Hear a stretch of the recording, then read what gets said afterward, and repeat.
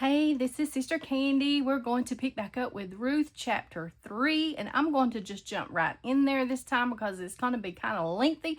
This is the best chapter to me, and I'm going to start off with just reading it all the way through, and then we're going to talk about it afterwards. So Ruth chapter 3, if you have not watched chapter 1 and chapter 2, go back and watch them first because you're going to miss some stuff if you don't.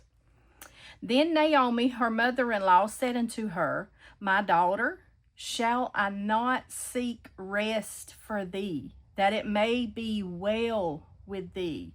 And now is not Boaz our kindred, with whose maidens thou wast? Behold, he winnoweth barley tonight in the threshing floor. Wash thyself, therefore, and anoint thee, and put thy raiment upon thee, and get thee down to the floor, but make not thyself known unto the man until he have done eating and drinking. And it shall be, when he lieth down, that thou shalt mark the place where he shall lie, and thou shalt go in and uncover his feet, and lay thee down, and he will tell thee what thou shalt do. And she said unto her, All that thou sayest unto me, I will do. And she went down unto the floor, and did according to all that her mother-in-law bade her.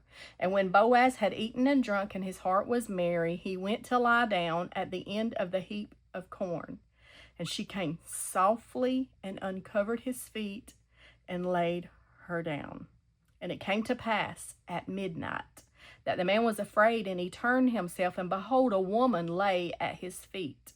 And he said, Who art thou? And she answered, I am Ruth, thy handmaid. Spread therefore thy skirt over thine handmaid, for thou art a near kinsman. And he said, Blessed be thou of the Lord, my daughter, for thou hast showed more kindness in the latter end than at the beginning, inasmuch as thou followest not young men, whether poor or rich.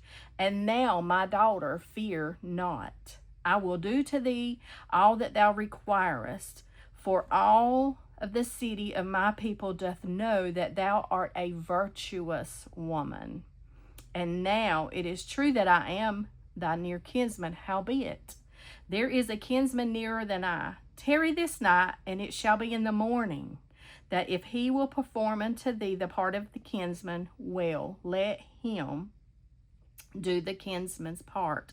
But if he will not do the part of a kinsman to thee, then will I do the part of a kinsman to thee, as the Lord liveth. Lie down until the morning. And she lay at his feet until the morning, and she arose up before one could know another. And he said, Let it not be known that a woman came into the floor. Also he said, Bring the veil that thou hast upon thee, and hold it. And when she held it, he measured 6 measures of barley, and laid it on her. And she went into the city. And when she came to her mother-in-law, she said, Who art thou, my daughter? And she told her all that the man had done for her. And she said, These 6 measures of barley gave he me, and he said to me, Go not empty to thy mother-in-law. And then she said, Sit still, my daughter, until thou know how the matter will fall. For the man will not be in rest until he have finished the thing this day. Now that is so loaded and rich that we're just going to have to just take it in like chunks and just go at it and talk about it. Okay, so the story began, chapter 1. This family went to Moab. There was deaths. It was awful. Then Naomi come back home, and she brought Ruth, her Moabite daughter-in-law, into Bethlehem, Judah, and they arrived on the scene. And Naomi says she's empty. She went away full. She come back empty. She is broken. She's in despair. She's bitter. And then chapter 2, we see that there was a lot of work being done, and Ruth was doing it. And we see that there was just piles and layers of slow little steps of elevation. And then we got to the end of the harvest. And then 3 opens up immediately with a seeking for rest. So pay attention to this seeking for rest. This comes up after all the travel from Moab, as the widows arrive empty. They're broken. All these things have taken place. And then the harvesting season just crunk up, and Ruth just gleaned and worked and received. Yes, she received of her labors. But then chapter 3, it's seeking rest. Rest is what is sought there. And this rest reminds me of the words of the Lord where he says, "Come unto me, all ye that labor and are heavy laden, and I will give you rest."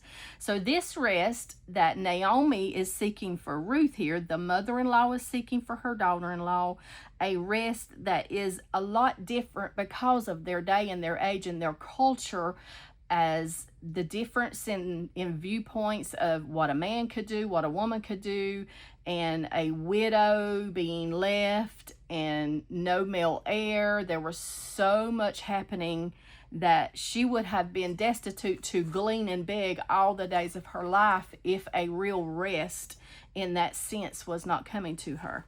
But this rest points us to something spiritual, the seeking of rest from all of our labors. When God brought the children of Israel out of Egypt's bondage, he commanded them to rest. Yes, they worked, they did, but he commanded that they not leave off the rest, because they had none where they were. They were constantly, it was just piled on of labor and intensive labor, and they had no rest, and he had to train them to rest. And so that rest was a command. And see, this kind of rest that you need in the spiritual sense is the kind of rest that sleep and naps and vacation, it just cannot take care of this kind of rest that is needed. This kind of rest is like on a spiritual level. We need to learn to rest in the finished works of what Christ has already done and provided and completed, and not try to do what has already been done. Now, I'm not talking about in the sense that you can just be shellac, lax, and lazy and never do nothing for the Lord, because clearly, if you are his, nobody's going to have to beg you to do something for the Lord. You're not going to have to be begged and pleaded with to work. You're not working for your salvation. You're working from a free place to live as unto the Lord. You will want to serve the Lord. You will not have to be begged to. Okay, I wanted to put that in there. And so Ruth, she didn't have to be begged to. She was an outsider and wasn't even really considered. She thought she would not have been welcome. Her mother-in-law thought she would not have been welcome. They were thinking there would be absolutely no hope and no rest for her there, but yet that clinging was done, that vow was made. They were looking to the Lord, or at least Ruth was. Naomi, she was in her own way too. But Naomi has picked up a little bit as the story went on. She's seen glimmers of hope, and she is now going to make plans to seek this rest for Ruth. And this is like the sense of when the judges ruled, when times were dark and hard and men were not exactly altogether being godly and following God's laws, yet this family, Boaz, this community, they were being blessed of the Lord again after the famine. Then came the food. Then, so clearly some kind of a change of heart direction, the right posture, the right heart toward the Lord. Something had happened and shifted in their spiritual walk that showed up in the natural. Okay, so remember, these women in the ancient Near East needed a man. It's not like it is today. Women can pretty much make it on their own today if they wanted to, but back then there was no such thing. Okay, so she needed this rest, and she needed it to come from this near kinsman that would be able to buy back that land, to sell, to produce harvest, and bring a sustaining place of living, and you could raise a family, you could have a home, you could build a life there.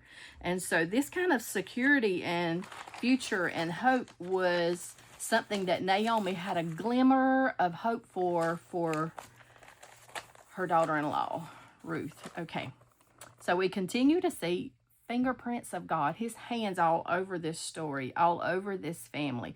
So there's a nod back to chapter 1 whenever Naomi wanted rest and she tried to push both daughter-in-laws to go back to their gods and to Moab and build lives for them there. And remember, Orpah went back, but Ruth, she come with Naomi, and she is making a new life for herself with God's people. And there's no better place to make a new life than with God's people. And so there is so much revelation to be gleaned from out of chapter 3. Go back through, even whenever this discussion is over, and read it slowly. Okay, so let's look on here. This is not just words taking up space and ink filling a page. This is amazing. The word is alive and active. Ruth is it's such a literary work of art. We haven't really even discussed a whole lot of any of the kind of literary elements, like there's chiasms in there, there's divine reversals in there. There's so much going on in there. If you're like on that nerdy sense and you like studying that out, Ruth would be a very good study for that kind of thing. And so Naomi is planning, but in a good way, not in the enemy kind of way. She's doing it in a good way. She's now finding herself helping out in let's get this commotion, this ball rolling. And she's like, it shall be well. And so she's looking for that rest, that where it's going to be well. And so there's action on both parts. Action on is expected to show up in Ruth's part, in Naomi's part, in Boaz's part, because they're all bringing about this redemptive story that God is working for to get the end result that we're going to read about at the end of chapter 4, because we're going to get there. We're going to get there. So God is not passive in our lives. He's not passive in the story of these people's lives. Even during the time when there was no king on the throne and the judges ruled and every man did that which was right in his own eyes, there's still a people in that position to worship with their lives, with their actions, to live as unto the Lord. And so ain't it good that God is not passive and he don't just throw us out here and dangle us and just like, good luck. No, God is actively working in us and on us and for us and through us, all these beautiful things. And so there's like some parallelisms between the story of Ruth and Esther. If you want to look at those, I will call them out to you. So you have like this Jew and Gentile coexisting and living amongst one another. So Ruth chapter 1 verse 4, verse 19, and Esther chapter 2 verses 5 through 7. Then you have this Jew and Gentile intermarrying and God working in that sense. So you have Ruth chapter 4 verse 13 and Esther chapter 2 verse 17. Don't box in God and tell him where he can't move and what he can't do and work through, because you will miss out on what God is doing. And then there's this compassion that comes forth in Ruth chapter 2 and Esther chapter 4, the compassion that they have on others. Then there's their faith is rewarded in Ruth chapter 4 verse 13 and Esther chapter 8 verses 1 all the way through Esther chapter 9 verse 32. And then you see family support in Ruth 3 and Esther 4. You see the Davidic line being a part of the story in Ruth chapter 4 and Esther chapter 9. So those are some comparisons that you can look up if you like parallelisms and that kind of thing.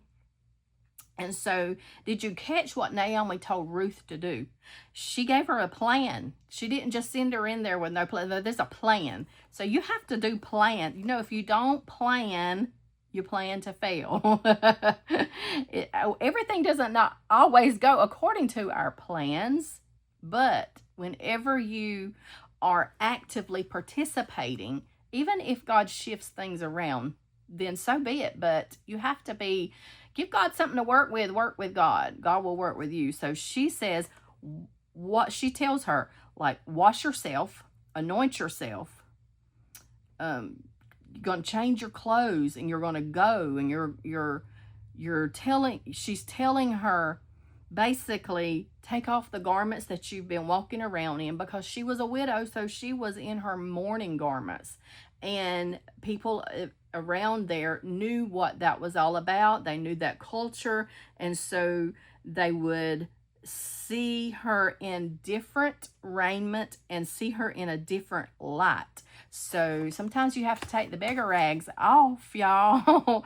When the Lord called Lazarus to come forth, the dead clothes, that wrap came off. So put on some new attire, wash yourself, anoint yourself, and then she's telling her where to go and how to act, and she's just not sending her out, fend for yourself. No, she's planning this thing, seeking that it may be well with her, seeking her rest. And so there is something about the threshing floor that I love about chapter 3. To me, chapter 3 has always been like my favorite chapter in this whole story. And I love the part about the threshing floor. So the threshing floor was very much a very real, literal part of the element of like the harvesting, and they were in that agricultural sense. That culture thrived on farming and producing and being fruitful, and the work and the labor of the land and of their hands, and them working in that. And that just like nods back to the Garden of Eden, and God, giving the command to be fruitful and to multiply. And that's in every sense, not just one sense. But this also has such a very spiritual meaning. So the threshing floor is used symbolically throughout Scripture. So it is God's divine work of judgment, purification, unfolding his provision, like giving the grain. And so this grain would have been tread upon. They would have used animals, and their cultural equipment back in that day would look way different than the John Deeres that somebody gets on a rides today. But they would have beat it out. They would have done the winnowing, and the wind would have drove the chaff away. So the worthless part of the grain would just blow away, poof, in the wind, and just be gone. And so this activity of the wind representing like the Holy Spirit, and that purification and beating off and separating the good from the bad, what's useful and what's not useful, and what's not any good just being blown away in the wind. And God is actually using these elements to teach us something here in this story. And it's so amazing how our God works. And so, think about the threshing floor and the book of Ruth in more than just the natural sense for these people's lives, because there's very real spiritual principles in this story. And I love how that this threshing floor has such a profound meaning, just layers, like Pastor Glenn Fussell says, it's like an onion. You just peel back the layers and it just gets deeper and deeper. And I think sometimes that we miss out on a lot of things because we just skim over or blow through, and we don't stop and pause and rest and stick around one little subject long enough. But God's redemptive plan can be seen here in chapter 3, in his fingerprints, his hands all over this story, as he is working more than just for providing a near kinsman redeemer for a woman who's a widow. He's providing a kinsman redeemer that's going to redeem the world, put them back in that right family relationship with God. Such a beautiful, beautiful, beautiful part of this story. Okay, we have the part where there's the uncovering of the feet, and Ruth says, spread your skirt over me. And you can cross-reference this back to Ezekiel chapter 16, and this verse starts at, if you look at verse 6 and then look at verse 8, you can see it's like this this repentant, this change, this salvation, this redemption. You can see this nodding back to that. And so you go cross-reference that, spread thy skirt over, the Lord's ability to see us in our state, even in our yuck and muck and mess, and look beyond our fault and see our need. That is such an amazing God, that he would love us enough to promise the seed that's going to come, to promise the Messiah. And then you see that all these things, like the details, like in the nighttime or at midnight, which is like the middle of the night, and the darkness, and then looking for the dawn, looking for the daylight, and how that he is on the threshing floor in the middle of the night. That gives us cause to remember the time and the era and the culture that they were living in, when all the thieves would have come out and just robbed and stole the harvest that they'd worked so hard for. So he is doing his work and sleeping there to guard what has been so hard worked for. He is guarding what they have worked for, so that it is not so the enemy can't do stealing, killing, and destroying. He is working, and he is guarding what he has worked for. And remember, Boaz is this type of Christ that we're looking to. And so as you think about that, you see him laying at the heap of the grain on the threshing floor where the provision is. He is guarding the provision. So Christ is our source of redemption, and he is making this connection, and we are to make this connection in the scripture, because the scriptures are alive and active. They are speaking and will not lie. They are forever settled in heaven, will not pass away, will accomplish, will prosper. The Lord is not a man that he should lie. His words are true, and what Christ has worked for and completed in his blood, his death, his burial, his resurrection, his ascension, he is soon coming to set up kingship in the flesh on earth, and we're to live and dwell and reign and rule with him. He's guarding that. He is guarding what is his. You can believe that. He neither slumbers nor sleep. And so another way to view this chapter and to view all of the book of Ruth is to watch how their identity unfolds. Watch how they identify their self.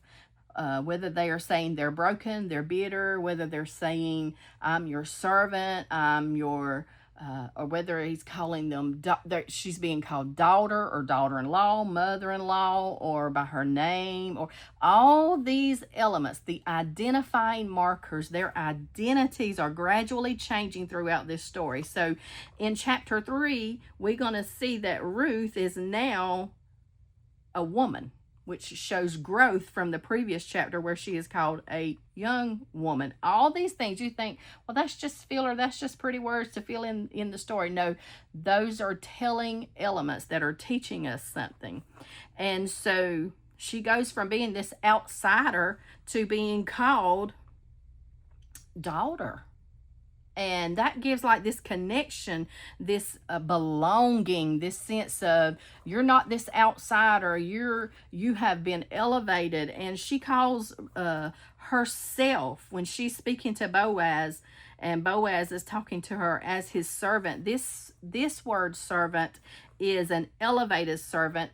If you look in the original language, back in the Hebrew, you can see that each time this word is used, it's a step up in the ladder. Like she is climbing this social status. And social status was a lot to do with how you fared in that day and time in that era in ancient Near East. The social ladder had a lot to do with who you are, your identity. And this word here, this time in chapter 3, is relative of being like a concubine rather than like a mere slave servant.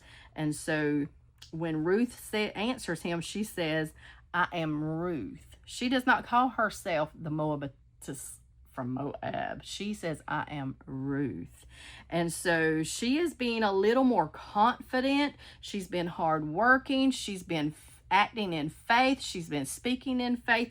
She has been more out to speak faith than Naomi has.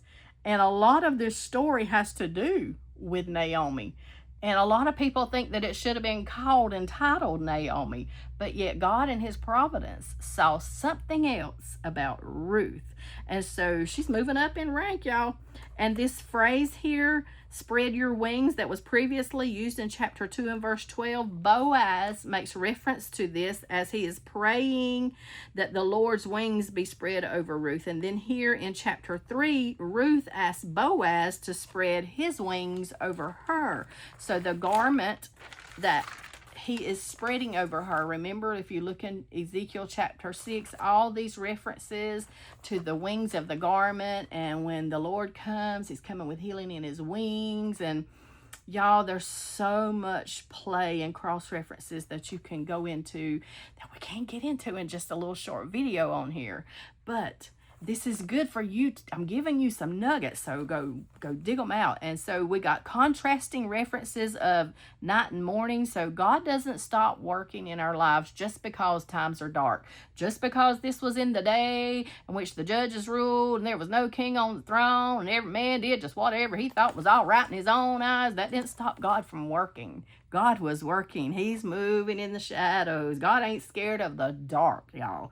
He is moving in the shadows, and he is revealing the hidden things, uncovering them gradually throughout this story. And so Deuteronomy chapter 25 verse 7, there's a phrase that is also found here in chapter 3 that is, but if he is not willing. So this is referring to the Levirate marriage law.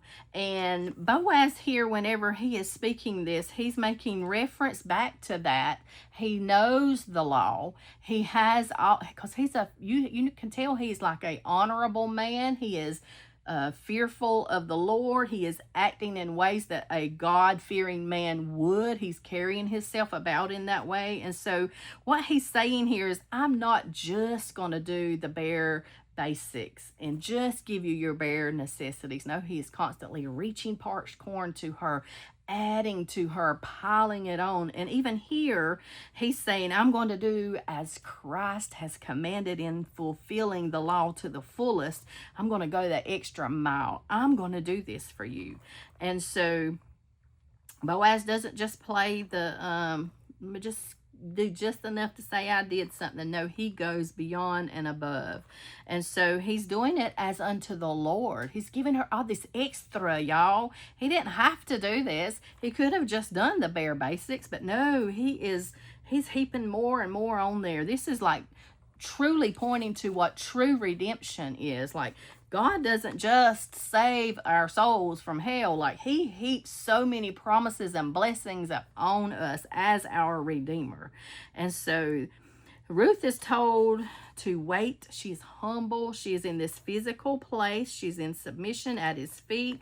So remember in Ruth chapter 1, her clinging and her lodging. Remember her words. Now she is clinging and lodging again here on the threshing floor at the foot of Boaz. And she is like, doesn't this just cause us to want to just lay at the feet of Jesus and just cling to him and to recall all the hope and all the promises and all the blessings and all the goodness and all the richness that our God has provided for us? Doesn't it make you think about joys coming in the morning and they're looking for daylight, and until that morning dawns, she's resting at his feet, waiting there in submission. And so he tells her to stay here, but then before light dawns, he's protecting her reputation. He's going to send her away, but he's not going to send her away empty. He's sending her away full. She is going back to her mother-in-law, to Miss Mara, to Miss Bitter, and that says she's empty, but she's going with fullness to put back into this place. And so it's just constantly being piled on. Ruth is not selfish in her laboring. She is working and making all the effort that she can she's clinging, she's learning of the culture, she is coming to the family of God, she is this person, this was an outsider, she is being restored, and she is being elevated, and she's not being sent out empty. Every step of the way, every day, every act is full, it's more, it's added, it's constant. That the Lord is constantly doing that in our lives. And so this process of redemption is just playing out. Their identities are changing. And so Naomi asks when she gets back to her, "Who are you, my daughter?" So this is like, this question is like a little bit more than just saying, I didn't recognize you. Who are you? No, she is like asking, "Who are you, my daughter?" And so she's kind of feeling for what's happened, you know. And so, whose daughter are you? Whose daughter are you? Whose daughter or whose son are you? You know, are you the Lord's? Whew. And so this is so rich. This sense of belonging that is taking place. It's like the heartbeat in this story, the redemption plan of God, and all this unfolding and all this, like this, it's just so beautiful and so full. And so we're going to pick back up with Ruth chapter 4 next time, and then we're going to sum it all up, and it's going to be over with, and I'm going to miss it, but it's been good, y'all.